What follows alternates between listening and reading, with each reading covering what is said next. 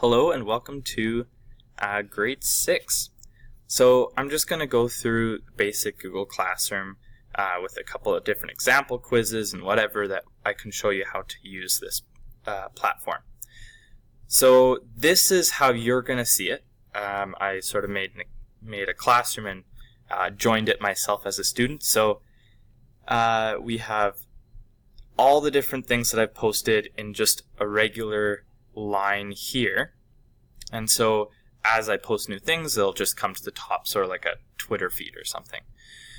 But that's nice for what's really recent, but what's really helpful is if you go to this classwork on the top, click on that, and you will get all the different categories. And I like to have things nice and organized, as you will find this year. And so I've got resources at the top, and that will always stay at the top.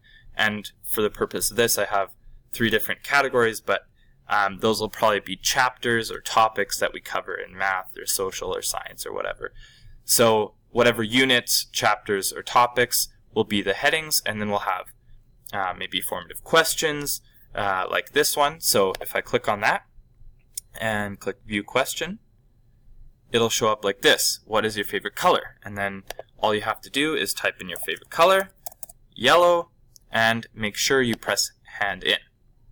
So now that you've done that, as a teacher, I will see your answer, and I will see how many students have handed in, and once everybody's handed in, or majority of you have done that, then we can go through and discuss your questions.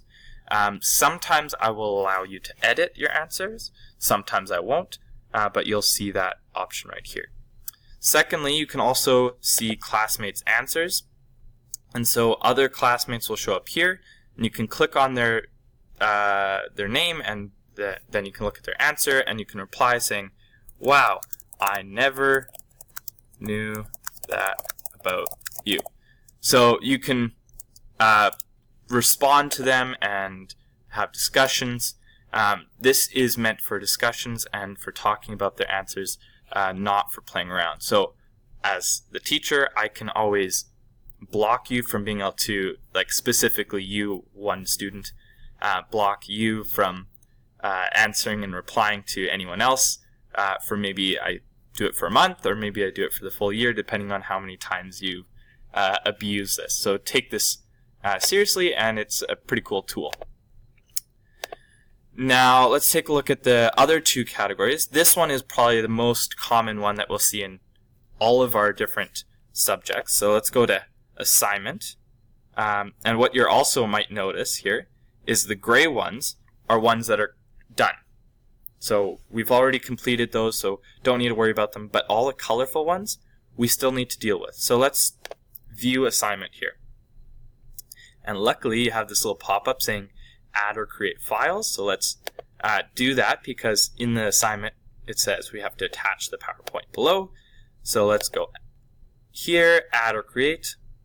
And we can add from Google Drive, or we can make a new document or slides. So this is a very nice program, allowing a lot of versatility. So now that you have your thing, you can either click on it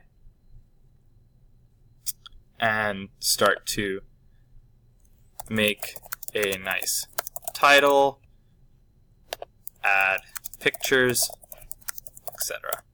Okay, so do whatever you need to do, and once you're done, this is key. This is very important. I will not mark it if you do not press Hand In. So you need to press Hand In, and if you hand it in and you realize, oh no, I forgot something, that's okay. Look at the due date. It's a couple days away. You're still fine. All you have to do is press Unsubmit, and now you can click on there again and start to edit. If you do not click Unsubmit, if it is handed in, it won't allow you to continue editing. So I will see whenever you submit it last, and that's when I will mark it. So if you submit it after the due date, it'll be late, but I will still mark it. Okay, potentially, depending on how late it is, but usually I'll still mark it.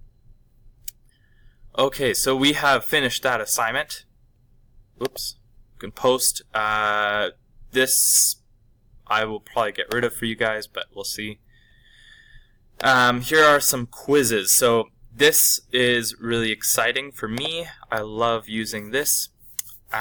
So it requires your email address. I don't think it will need that. I think it'll do that automatically for you guys.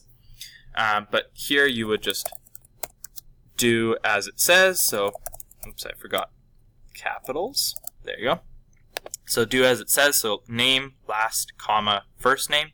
And so that's going to be the same for every quiz. This sort of page will look the same for every single quiz. And then there will be some questions. And usually I'll have multiple choice, but it could be other stuff as well. Especially for math, I can have a number answer. How old is Mr. Drager? I'm just going to put some random numbers down. Does Mr. Drager have a baby girl? Yes, indeed, he does. Actually, let's just go with the legit number, because it'll tell you in a second. So there you go. And now what you can do is view the assignment. So when you're viewing the assignment, you'll first notice your score, 2 out of 2. This name is not worth anything, so that's good. And both of these I got 1 out of 1. So good thing I know some information about myself. So that would be a quiz. And that's pretty much Google Classroom. Now, in math, I'll probably put some more resources up here. I often will have YouTube videos, just like this one, where I will explain different concepts or topics.